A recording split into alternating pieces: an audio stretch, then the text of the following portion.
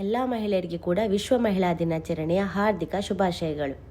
365 ದಿವಸಕ್ಕೊಮ್ಮೆ ಬರುವಂಥ ಈ ಮಹಿಳಾ ದಿನಾಚರಣೆಯನ್ನು ಆಚರಿಸುವಂತಹ ದೌರ್ಭಾಗ್ಯ ಈ ಮಹಿಳೆಯರಿಗೆ ಬಂದಿದೆ ಅಂತ ಹೇಳಲಿಕ್ಕೆ ನನಗೆ ತುಂಬ ಬೇಜಾರಾಗ್ತಾ ಇದೆ. ಧರ್ಮಸ್ಥಳ ಅಂತ ಹೇಳೋದೊಂದು ಪುಣ್ಯಕ್ಷೇತ್ರ ಇರುವಂತಹ ಊರು. ಅದೆಷ್ಟು ನ್ಯಾಯ ಪಂಚಾಯತಿಗಳನ್ನು ಮಾಡಿಕೊಟ್ಟಂತಹ ಒಂದು ಪ್ರದೇಶ.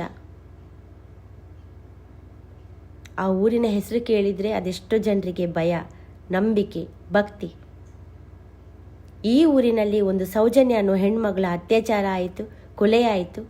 ಯಾವುದೇ ಒಬ್ಬ ವ್ಯಕ್ತಿ ಆಕೆಯ ಸಹಾಯಕ್ಕೆ ಬರಲಿಲ್ಲ.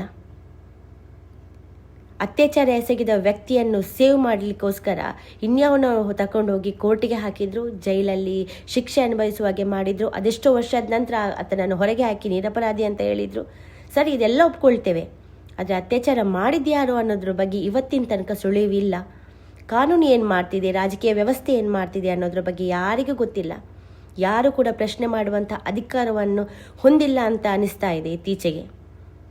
ರಾಜಕೀಯ ವ್ಯಕ್ತಿಗಳು ತಮ್ಮ ಬೇಳೆಯನ್ನು ಬೇಯಿಸ್ಲಿಕ್ಕೋಸ್ಕರ ಅದೆಷ್ಟು ಕಾರ್ಯಕ್ರಮಗಳನ್ನು ಮಾಡಿ ಆಕೆಯ ತಾಯಿಯನ್ನು ಸ್ಟೇಜಲ್ಲಿ ಕೂತ್ಕೊಳಿಸಿ ಕಣ್ಣೀರು ಹಾಕಿಸ್ತಾರೆ. ಆಕೆಯ ಮಗಳ ಆತ್ಮಕ್ಕೆ ಶಾಂತಿ ಕೊಡುವಂಥ ಕೆಲಸ ಮಾತ್ರ ಮಾಡಲೇ ಇಲ್ಲ.